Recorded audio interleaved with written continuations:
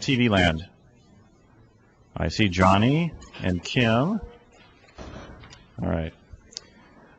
Greetings and thanks for attending the security session. Physical security. I'd like to introduce our group. This is Jim Velco. He's at John Marshall Law School. He's the head of computer services there. And Robert Brothers. He's a director of user services at the University of Houston Law Center.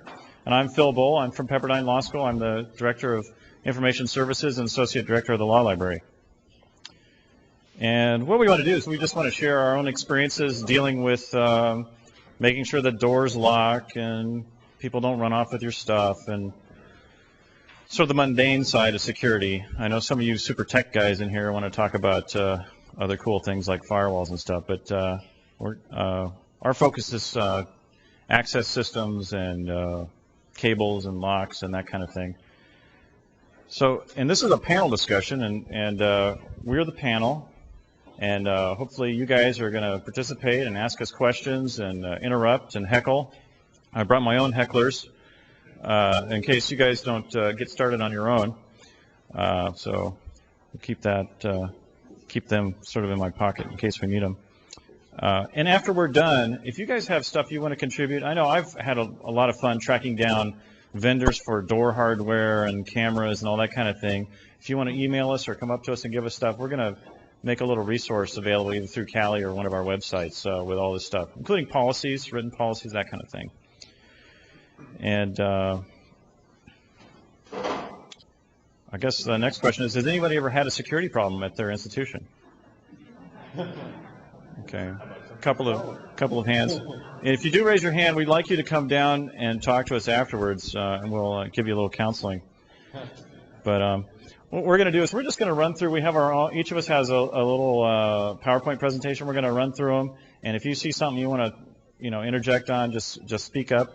We have a special desk here for us for our panel discussion, and we'll just discuss it from the desk here. And if you can't see it, it's here. So Jim's going to go first, and Rob, and then I'll finish up. But feel free to jump in and say anything, as long as it's somewhat relevant. Okay, Jim. Thank you. Hi. Okay. All the introductions have been done, and we're going to start here. I'm going to talk a little bit about John Marshall first of all, because I have kind of a unique situation. We're an independent law school. We don't have any university affiliation, and we're in downtown Chicago. We're right downtown in the heart of the loop. We have about 1,400 full-time enrolled students and about 7 full-time computer service department employees, and we've outsourced our help desk. The physical IT security policies, some of the things we wanted to discuss here today, addressing the new and old challenges of physical security, like what are we doing, like what do we want to do, where are we going, the interplay of the budget policies, the politics, and the physical issues that we have to deal with. And again, our experiences in security planning and implementation. Challenges. One of the things I have to deal with, I work in an urban environment, and it's a lot different, I think, for some people who work in a rural environment. Our law school, the doors are open. We don't have a security desk that actually checks IDs for people coming in. So occasionally we have people wandering around the school that really don't belong there and are looking for certain things that they probably shouldn't have.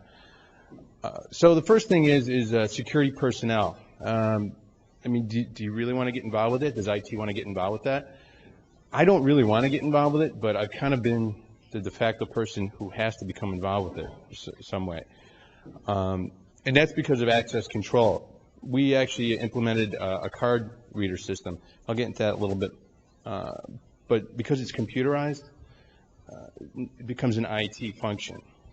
So access control for us, the school entrance, the library entrance, and the computer labs are really the prime focus of what we're looking for.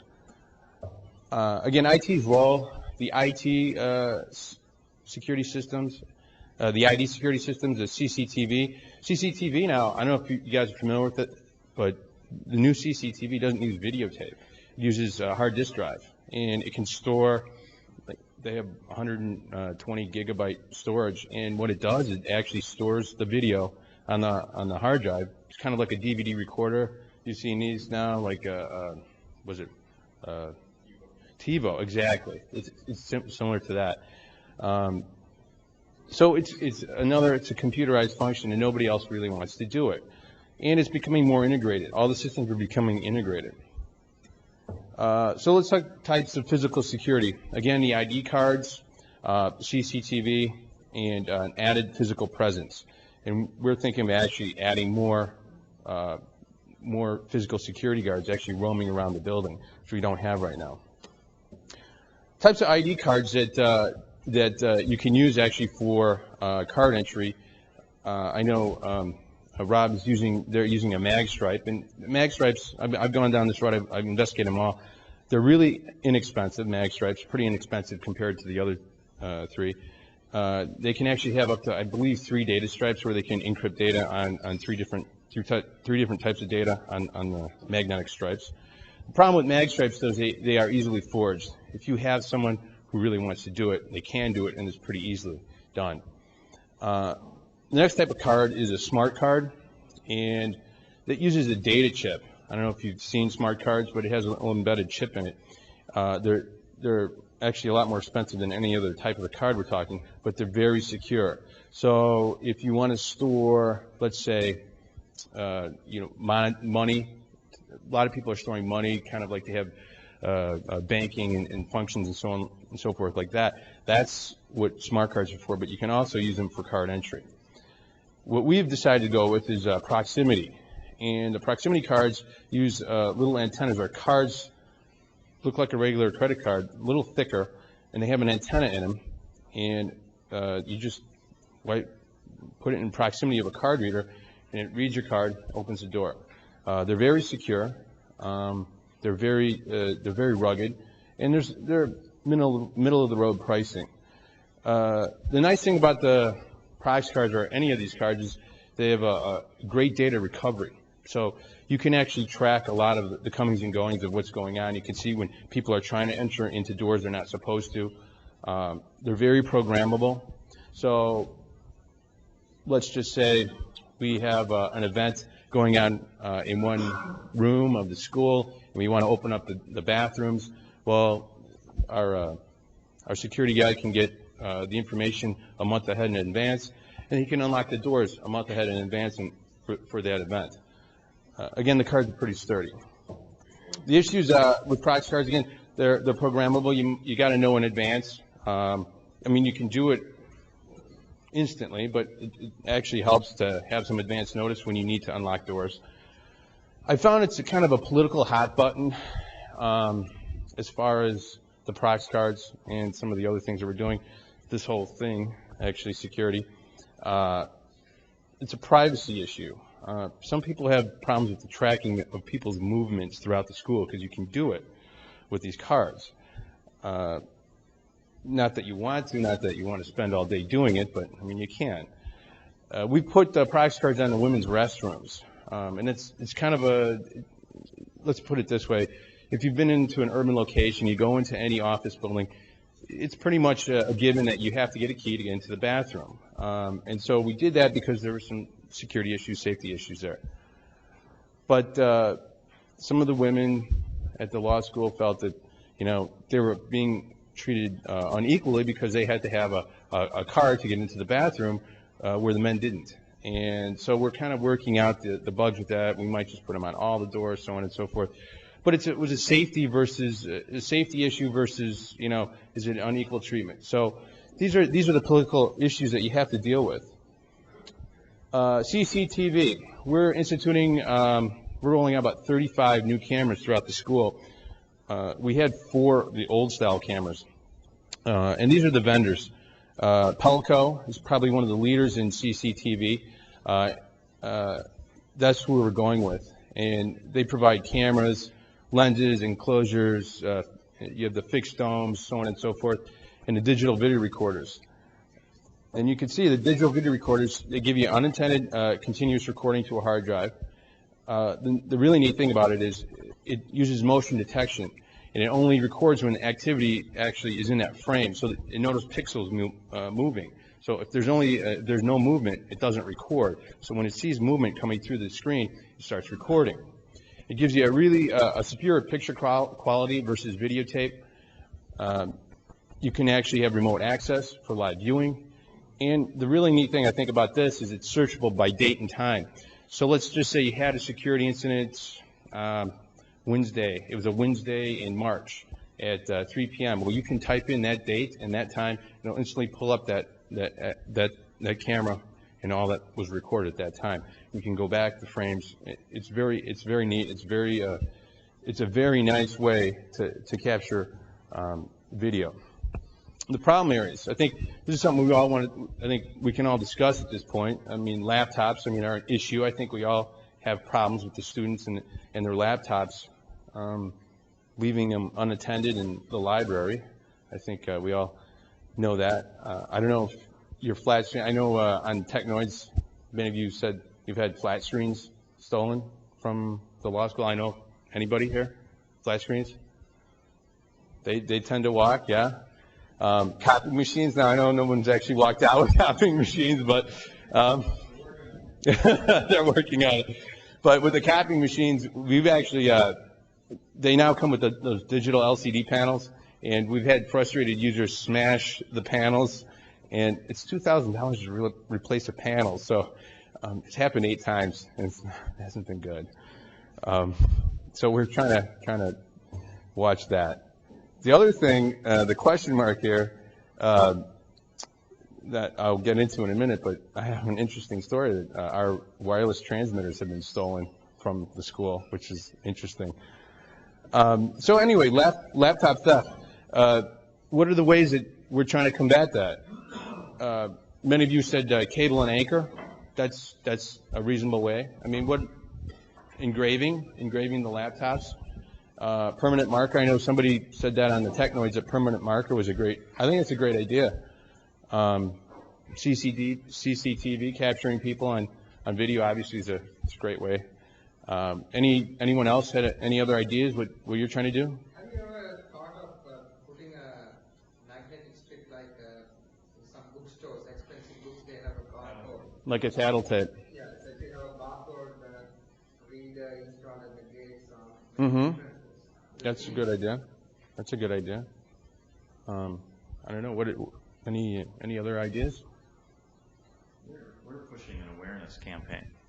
We're pushing an awareness campaign that people will realize that their notebooks are at risk, and they shouldn't leave their notebooks unattended. We have some staff that'll go around and put a little tag on their machine if it's unattended, saying your machine has just been stolen. So. Yeah, we're the kinder, gentler group. Probably should just take it and leave that in its place. But we've actually had people tackled going down the driveway just outside the law school, carrying other people's notebooks. So I think there's students are starting to take notice of strange people in the building, but we're a little more remote than you guys are. We're up on a hill in Malibu, but still people will come and case the joint and remove items that are interesting to them. Yes, sir. I'd just like to make one comment. You can't assume the person stealing something is a strange person in the building. No, I think that's fair. But so far, the statement was made. We can't assume that a stranger is the one who's going to be stealing. We could have somebody on the inside taking things. And we've had that happen also. But the people that we've caught so far, both at the law school and our central campus, have all been outsiders and not enrolled in any programs at the school. Yes, sir. Jim, yeah, sure, go ahead.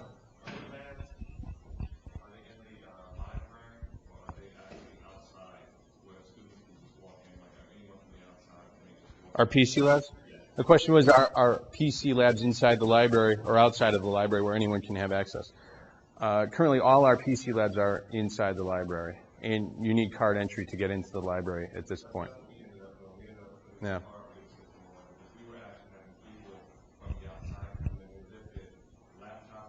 Yep. Yep.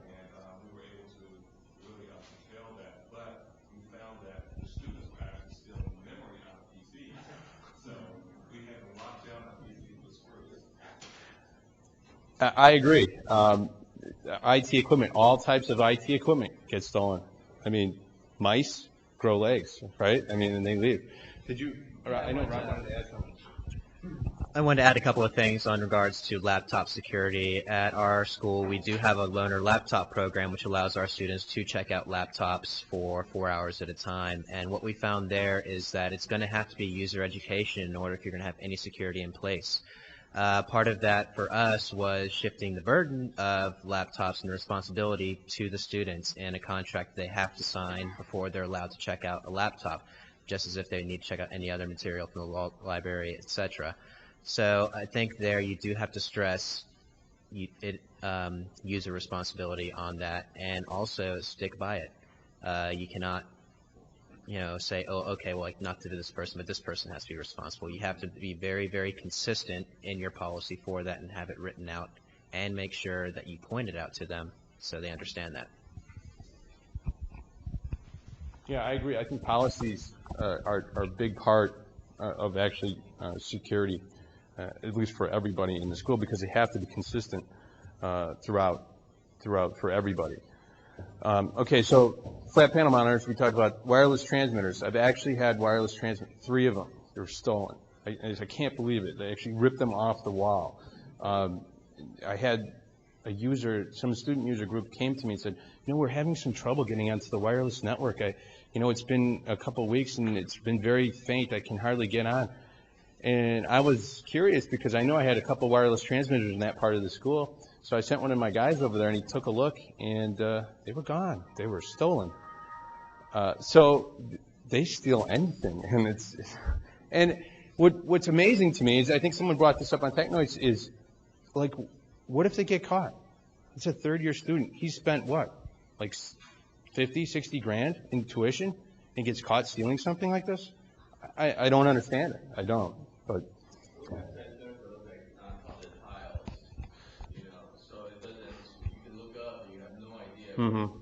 well, that's what we did. I had to get my electricians in, and we took all our wireless transmitters and we put them above the drop ceilings so they couldn't see them.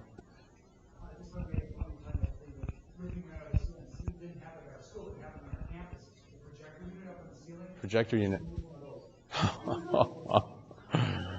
Oh, it's crazy. A plasma board. Oh, that's innovative. That's good. This didn't happen to us. It's happened to our College of Education. Someone put on some work clothes and came in, in the middle of the day, pushing a dollar and put the television set on the dollar. That's pretty innovative. Yeah, that's good. I think it's like anything that's not locked down, but I think many of you are locking stuff down, and people are coming with cable cutters too. Yeah.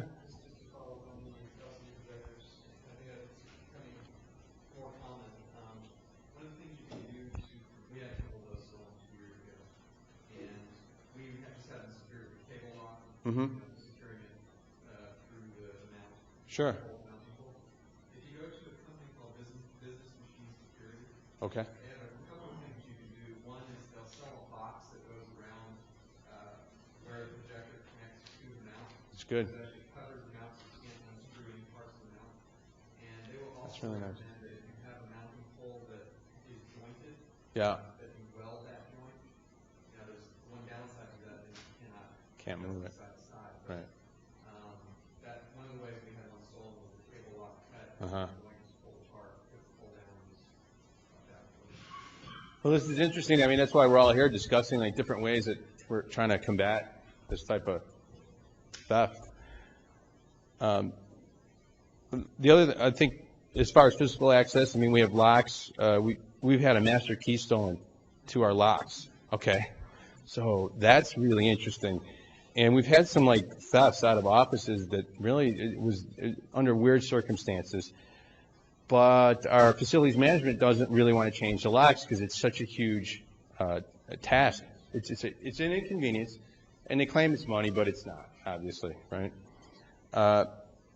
Keyless entry, prox cards, swipe cards, CCTV policies. let's talk about policies, because I think it's very important that the administration backs you. So if you know these things are getting stolen, and you want to implement some type of policy saying, we need to lock the doors to the classrooms when they're not in use, we don't do that.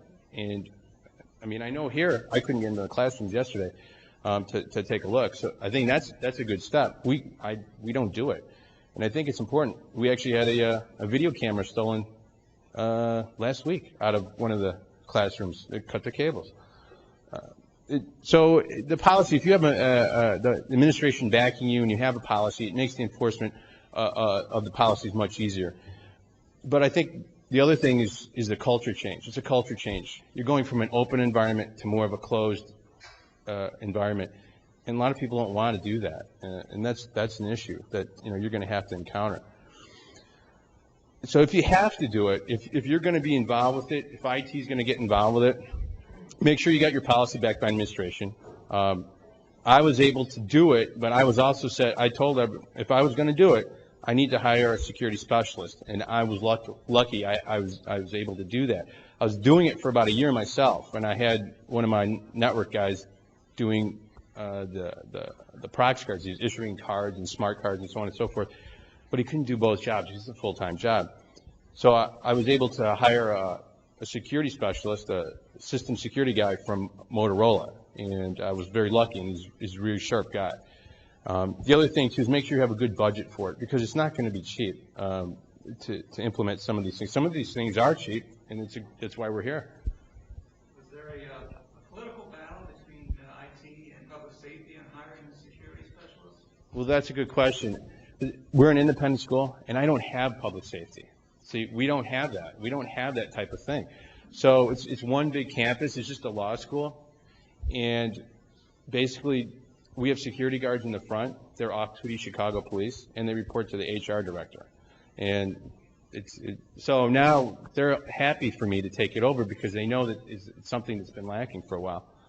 Did you have a question? Yeah, I know speaking with some of my colleagues, including ourselves at Fort Most, we have issues with the politics of security. Yeah. And I wonder if you can elaborate. I know that your setup is a little different than Yeah, it is. dealing with the universities. I don't know if any of the other panelists are putting someone in the audience to speak to those political issues. Well, I think it's my last slide, but this is what it is everyone wants security, but really nobody wants the responsibility. And I can let my other panelists discuss this, but I can tell you right now, because it's IT-centric, a lot of it is, now with the cards and the CCTV, they're more than happy to pass it off to you. And I said the only way I'm going to do it is I got to hire people to do it because I cannot absorb it into my functionality already. And I need to be able to get policies to implement some of the things we need to do. I need a budget. So those are the things that I needed to do. Sure. At Pepperdine, we have a public safety department, and it is a bit of a charged issue. They had, I think, 1 or 2 cameras on campus total before we came to them and said, we got to do something with this. And it was like pulling teeth to get them to do a walkthrough with a prospective vendor. And finally, they decided, you know what, you guys can go ahead. The $85,000 you can just come up with on your own. I talked to my dean. We just can't do this. We can't run this thing. And the typical suggestion is, I don't know if you've run into this. Well, can't you get a student worker to help out? Surely that's probably all you need. And what ended up happening was, in order to get the public safety group to cooperate with us, we would have to buy the equipment that they approved, have everything routed to their office for monitoring and taping and all that sort of thing. And that was prohibitively expensive. So we bought 1 bullet camera and set up a little screen right inside the library door, and so people can see that they're being filmed as they walk in. And we have one of the circulation desk workers change the tape every day, and that was like $1,500. But yeah, it's a bit of a struggle because the public safety guys aren't looking for one more thing to do either. So I don't know if they want you to tell them what to do either. No, they don't appreciate being told the best way to help, certainly. Yeah, because they are busy consulting with the president and the Federal Bureau of Investigation. We have our guy goes back and talks to people in Washington all the time, and meanwhile, we lost 7 notebooks, two video projectors, and God knows what else. I have a question, sir. Like you said, students could take laptop computers and loan. Correct. So, I'll give you a hypothetical situation. Somebody gets it from you, and it is stolen within the building. Can they come back to you and say, how come it was stolen from within the campus or faculty, for which you are responsible for the security? If it happened outside, then the student is fully responsible. But if it is within the faculty, you specifically say even if it happens within the faculty, you are responsible? No, with that particular issue, number one, they're not allowed to remove the laptops from the premises. They have to use them while they're in our facilities. And with that, again, it's the burden of responsibility. We had to shift that to the student and be very cold and upfront with them, to be quite honest, that, this laptop is your responsibility. You're financially responsible for any loss, damage, or theft to it. You want to go next? Why don't you go ahead and go? Okay. All right. Well, I'll show you my little show here.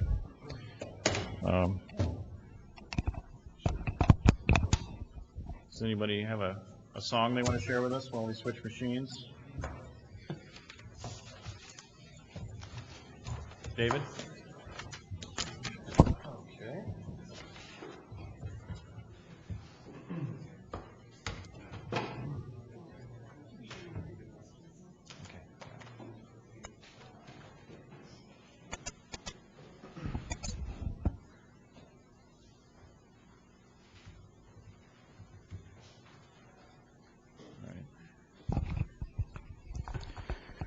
Okay, notice the, maybe you can't see as well, that's the ocean.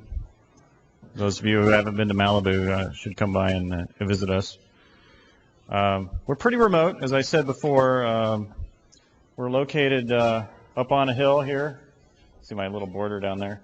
We're about 13 miles away from Santa Monica. And you'd be surprised at the number of people that will actually walk onto campus to borrow our materials from us.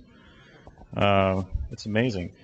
But we've lost about, at least $20,000 in university equipment over the last few months, starting in, I think, last September. And 7 notebooks were stolen out of the library, student notebooks. And a lot of it, I think, is people just don't take the simplest steps of locking their computers down or keeping them with them, watching their stuff. Our areas of concern were the law library, obviously. We've actually had people come in, break into staff areas and steal computers that were on people's desks, or open the binder bins and take out the really cool wireless mice or some presentation pointers, that kind of thing. You wonder what the market is for those.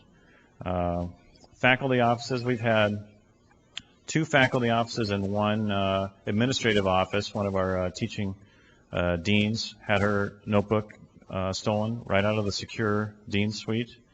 I say security, secure with the quotes around it. And we've had 2 machines taken right out of our server room, which is a little bit disconcerting. That's our locksmith on campus told us that was a secure room, and only certain people had keys. Well, shortly after we had the keys made, I found some tools missing in there and did a little checking, and of course all the cleaning people had keys to my secure room. So, I don't know. Maybe one of our staff borrowed those tools and didn't bring them back, but we don't know what happened to the computers. And classrooms, yeah, tools, $5 worth of screwdrivers I'm not too worried about. We've had, I guess, only two projectors yanked out of the ceiling in our classrooms. And, I feel really dumb because I was in charge of making sure those projectors were installed and never even thought that someone would get a ladder and go up and yank those things. And, we come in and there's a bunch of cables, jagged cables dangling from the ceiling. A little disconcerting. One of them was brand new. It hadn't been there more than a week and someone came and yanked it. That hurt. So what can we control? I'm big on trying to find the margins that we can manage. Ingress, egress. In our library, we have 14 doors. That's a lot of doors for a library. And, you know, how do you cover all that? And then, of course, we can lock our equipment down and encourage other people to lock their, or encourage our students to lock down. Now, I want you to go ahead and just read through this real quick. That's a laundry list. That's for, you know, that's for the people that are on the web and want to study this some more. But essentially, we had our original part of the law school was built in 1978. The new part, we say new, it's not so new now, was built in 1992. So we had 2 sets of doors, 2 sets of lock schemes, 2 sets of keys. Some of the alarms worked often, and some of them never worked, and some of them worked sporadically. You know, it sort of went that way. And we just had real trouble with books leaving and all that kind of thing too. And we just decided that, you know, after a stack of memos this high and nobody doing anything about it to the Central University, we just went ahead and contracted with someone. They came in. It took them 4 months to do a 2-week job, but now all of our doors make a noise when someone opens them illegally. And some of the things that we were trying to balance, and we didn't really get into that with Jim's talk, but, you know, who should be going through the doors? What kind of users are they? I mean, do we have wheelchair people that need to be able to open locked doors? How do you do that? We have shelvers that need to come and go and put books in different places in the library. And then we have our technology guys that would rather not go through the farce of acting like they're disabling the alarm so they can go through the door even though the alarm doesn't work anyway. Yeah, we're just too smart for that. Anyway, we had a real challenge with our campus security. The public safety didn't want to help us out. Our maintenance guys were always taking our alarm systems apart and making sure that they still didn't work. And it was, you know, every once in a while I'd come by and there'd be a guy on a ladder way up in the ceiling, and I'd think, what is going on? Are they working on the doors again? And they were just removing the cables because it was just too confusing. So eventually we got the contractors in, we got everything working, and we have a central annunciator panel now at the circulation desk, so we know when a door opens. We're still not sure what to do once it opens, but the little red light comes on and little beep sounds. And again, shortly after this, there was a guy up in the ceiling trying to help us with our door alarm. So we may be sabotaged yet by. I'm sorry. He was up in the ceiling.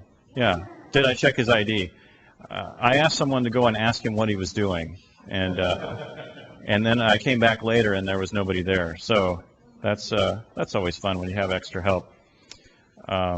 We have looked at the prox card, at least for entrance to the library, and that's something we'd really like to do. But we have another challenge in that area, and that's the university management committee, university policy body, essentially, and they don't like the idea of restricting access.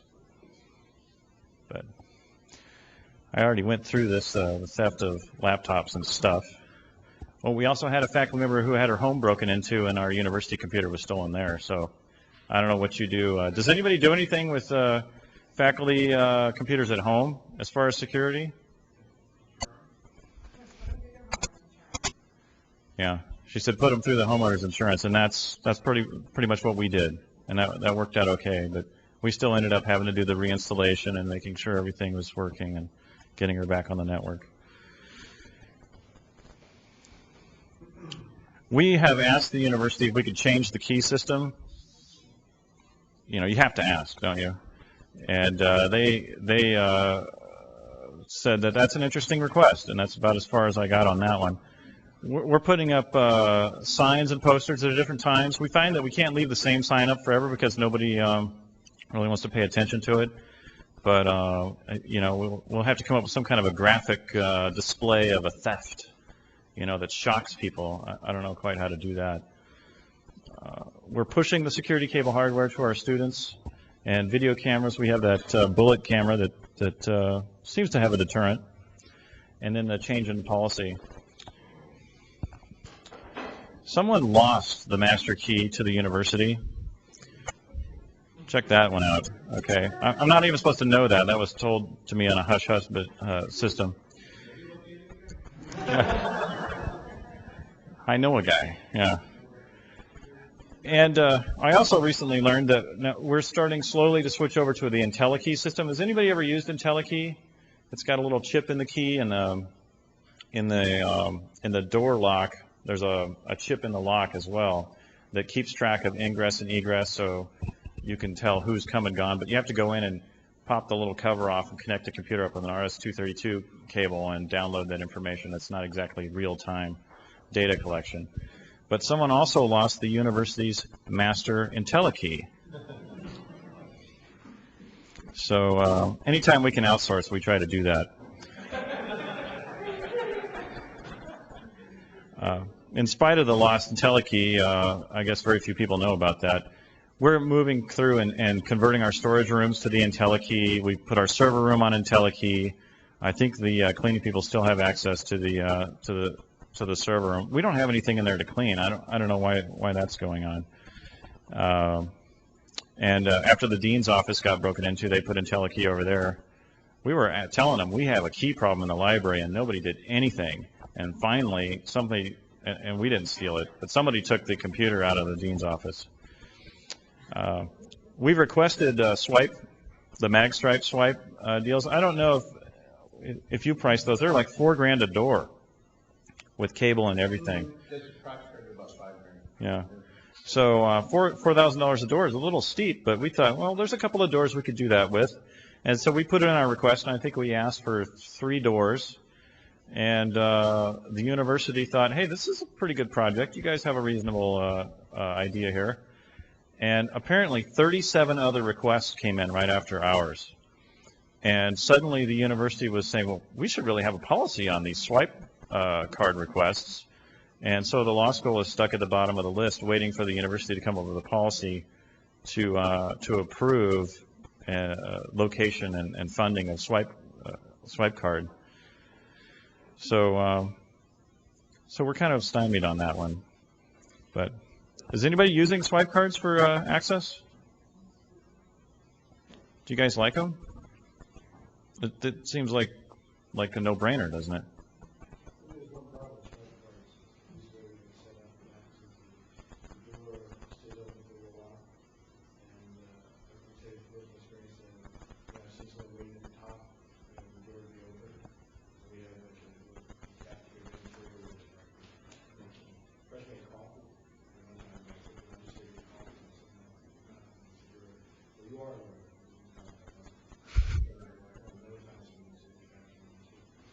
So you have people propping doors open?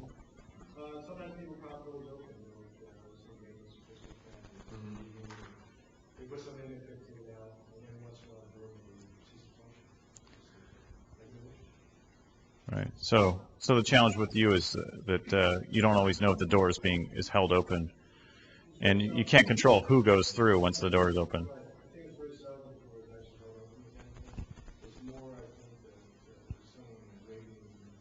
Someone holds it open for somebody else. Yeah.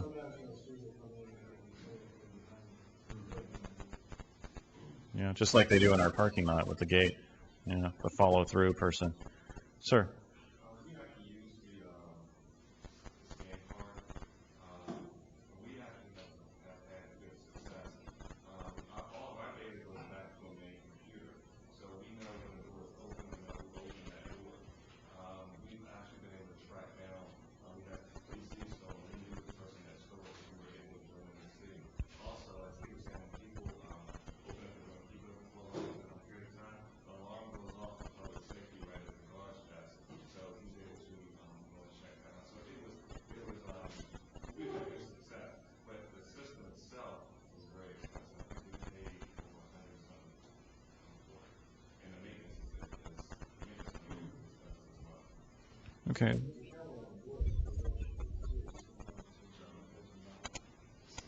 Okay. I don't know if I can summarize that for everyone in computer land, but some people have had success, some people have some challenges. Any other comments? I think the success of our swiping card system is because they're part of the one card system, so we use the same card for everything. Identity, vending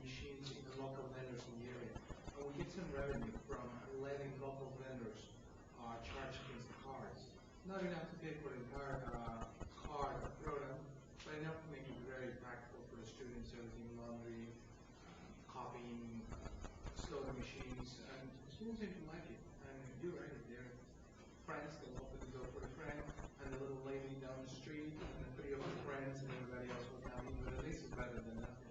So at Georgetown, they're living the dream of the one card system. Yeah, we have one card on our campus, but of course we had to add IntelliKey because the cards didn't work for the way they were trying to implement it. And I think we tried to shoehorn it into our existing systems, and that's why we've had such a challenge with that. But you can use them for value cards and all that sort of thing. The potential is very high. Yeah. Got a comment back here. We have just a prison for a building. It's all concrete wall all over the place, so installing insular power network jacks at the back. It's all surface mount. For core drilling. So we had to figure out some other solution, and there are vendors that sell swipe mechanisms for doors that will don't require network routes. You walk around with the palm PC and you just infrared up the schedule and the card ranges that have permissions to open the doors. So that works pretty slick for us. Okay. And what school are you at? University of Washington. University of Washington. They have concrete block buildings with wireless card access. I'm restating for the camera, so I don't want to lose your comment. Good comment. Yes, sir. Assuming that the mag cards are easily forged, which part, the card, is it actually easy to? How do you do it? How do you do it? How do you do it? I don't. Well, I think there was a story recently, and I can't be exact, but there was a real entrepreneurial student at some university where in the laundry room he actually swapped out the card reader with his own, and he started collecting all the data. Okay, so and he made his own mag stripes because you can buy those. They're not very expensive to actually make the encoders, and that's what he did. And he eventually got caught, but he made some pretty good money, I guess. He was living a pretty nice lifestyle for one, a little bit.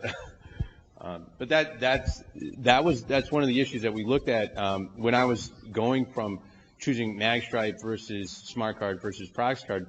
My vendors were saying, I mean, if you're going to implement the system, you might as well just go to the one that's at least the most secure, or the one that doesn't have the most security issues, which is MagStripe. And like Smart Card or Prox right now are the two more secure technologies right now. So if you're going to implement, that might be the way to look.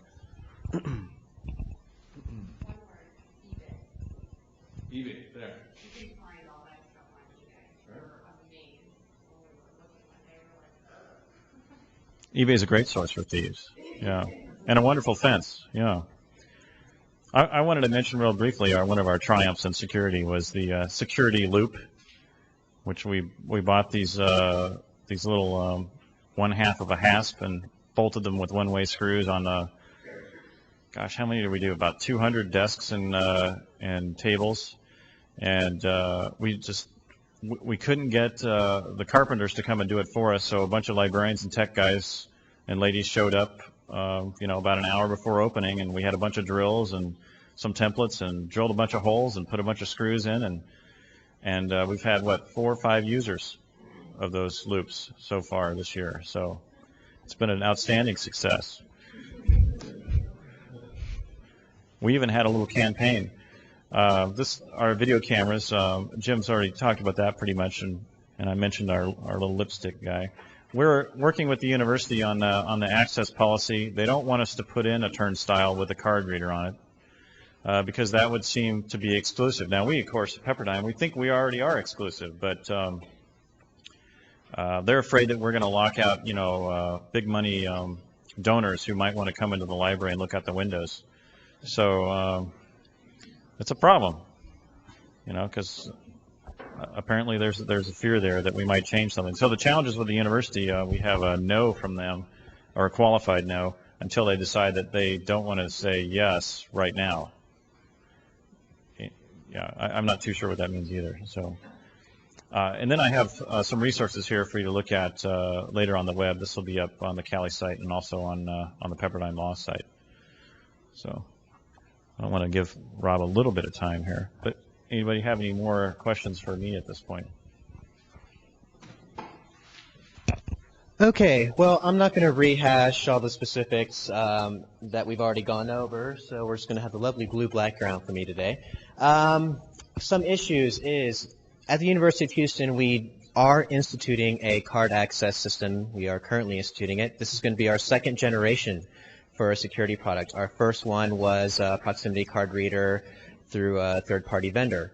Because of reasons of support, we no longer use that vendor. Apparently, law schools are kind of low on their priority list compared to Kmart. One of those things. But because of a lack of support this time around, we elected to see what was available campus-wide. And I think there are some advantages and some definite disadvantages to going with a campus-wide system. Our school is on the one-card system, so we, check out library books, card access, vending machines, debit card. Everything under the sun is crammed into this one card. It is a mag strip reader, and primarily the good things about going with a campus-wide system are that you're not going to be involved as much with the installation or the maintenance and upkeep of the system, which was great in our case. Bad things is you're going to be on their timetable, pure and simple. This project is still going on and has still not been 100% implemented yet. For many reasons I don't want to get into right now, but needless to say, it's been a struggle just with the timeline, so keep that in mind if you are going to go with the campus-wide system rather than handle it all in-house. Alrighty.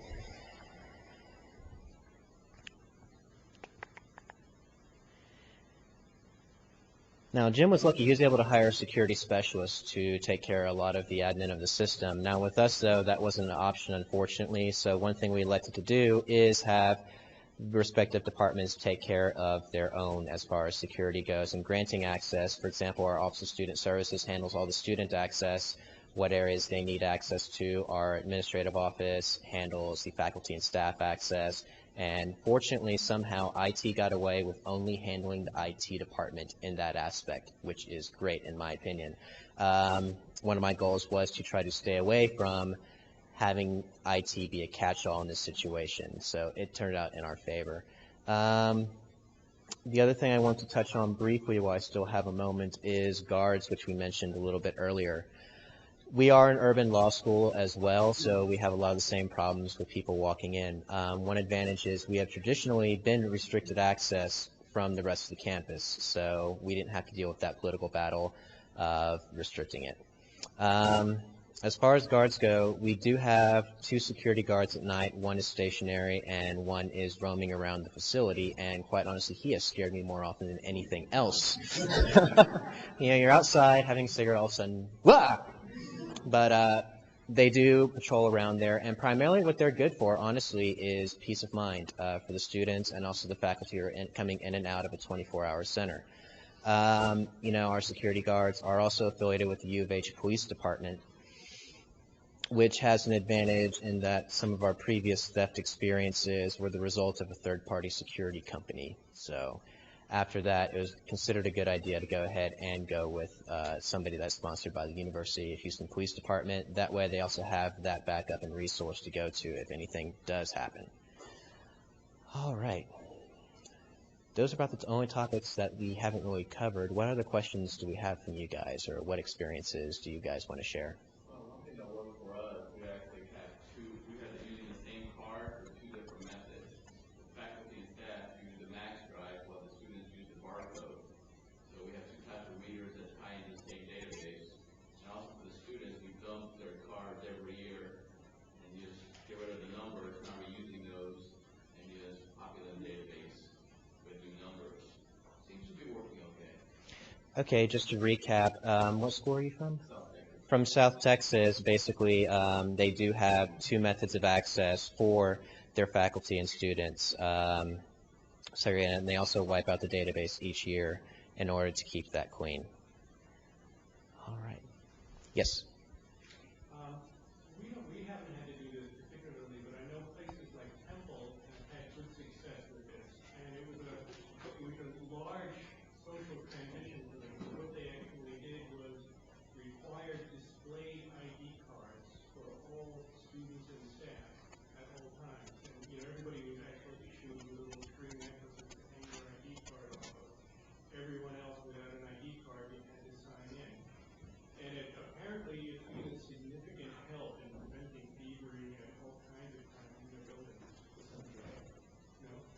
It's not true.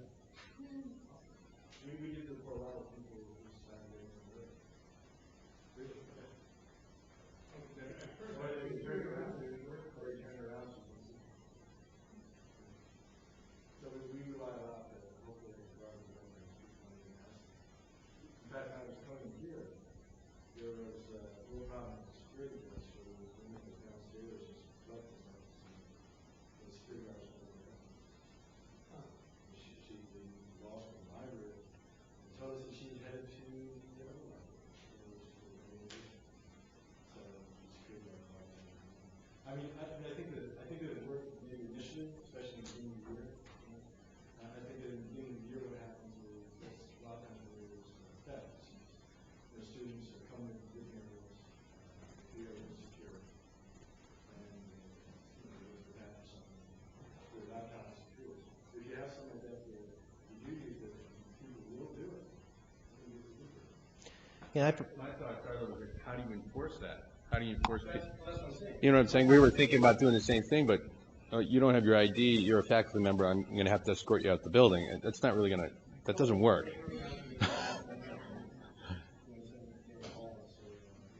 Right. Someone else.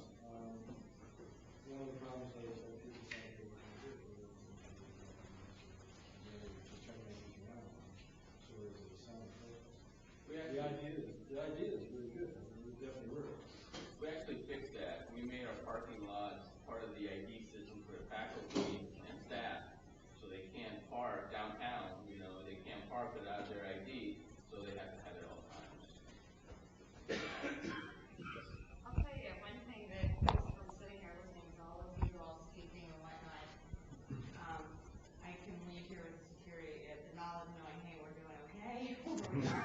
I'm at the University of Maryland School of Law, and we are incredibly blessed to have a director of Homeland Security who is part of our faculty, and probably was so close in proximity to federal court, so close to Washington D.C. after 9/11, but most of these measures were in place before then. There is not if you come in and you don't have your little one card, they will hunt. You just keep walking. They will go after you. University police, who are actually sworn officers of the law, will come and get you. We've been really blessed, and I think a lot of our security has been because we do have actual, as long as law school is open, there are armed guards at the desk. Yeah, I'm no kidding. Wow. Waiting for you and your ID, and if you don't have university ID, you have to show valid, non-expired identification. You have to literally log in. Who are you going to see? What's your purpose? How long do you plan on being here?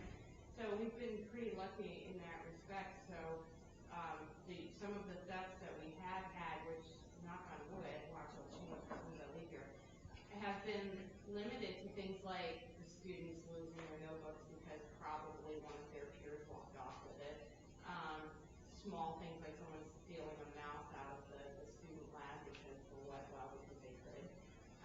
Mouse pads, but everything else has been literally bolted down because it's a brand new building and security is something that they were really looking at. But now that I'm looking back, I just assumed that everybody else's front door security was the same as ours, and now I just realized that we cannot take that for granted. So I'll make sure I go back and tell them, look, because we're in the middle of budget cuts, just like everyone else is uncertain. I'm just going to tell them, look, do yourself a favor, please do not cut this area because based on everybody else's feedback, this is one of the things we're doing right. So you don't have political issues that I think Phil was talking about?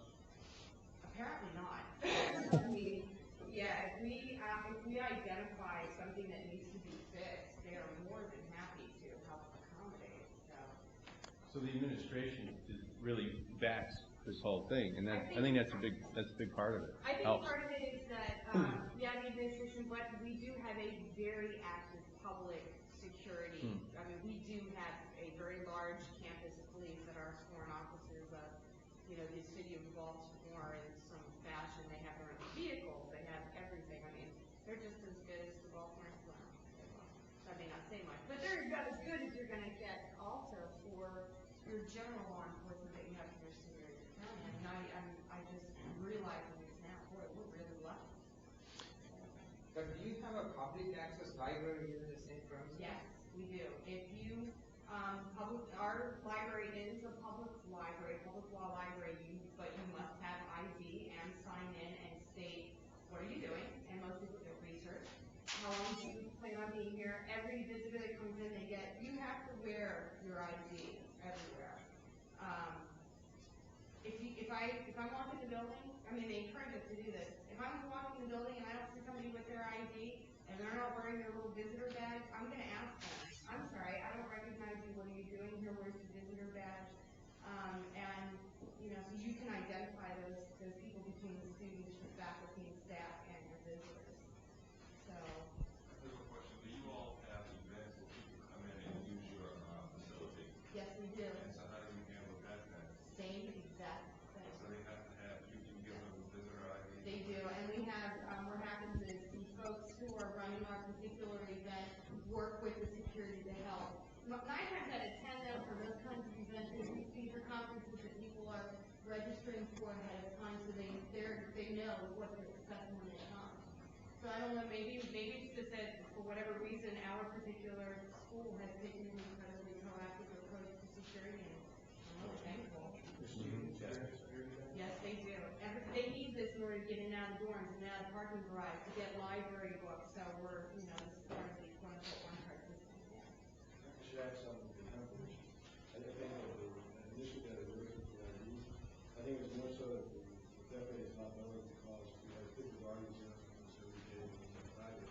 Who you got to know all the students. So he was very alert as to who's coming in and out. Now, when you have someone else there that is kind of opposite, that increases the problem. So we may have something about the security personnel to monitor who's there. But what do you do when they're on vacation? I mean, we have those That's kinds of what I'm saying. And you can adapt to the time you go to the guard station and check it. Anything that happens to us, the students say, I've done the class. All right. Well, off the topic of security for a second, but since a number of you have been talking about one card, just to kind of be aware that if you go with one card, you're essentially contracting with a private entity to give them access to all kinds of student information. And it may not be your decision, maybe a university-wide decision, but to the extent that you as people who work in a law school or lawyers are concerned about state and federal laws about student privacy and student data, just be aware that one card is collecting all this stuff and what are the safeguards. Secondly, one card typically has a debit card tie-in with a bank. And at least in our case, the default is that once you use the card, you're accepting a debit card account with this bank that you may or may not realize you as a student are doing. So one card is not the most scrupulous operation in my view, for what it's worth. Or faculty and staff for that matter, not just students. All right, guys. I believe we're running out of time, but thank you all. Do we have any closing comments or questions? All right.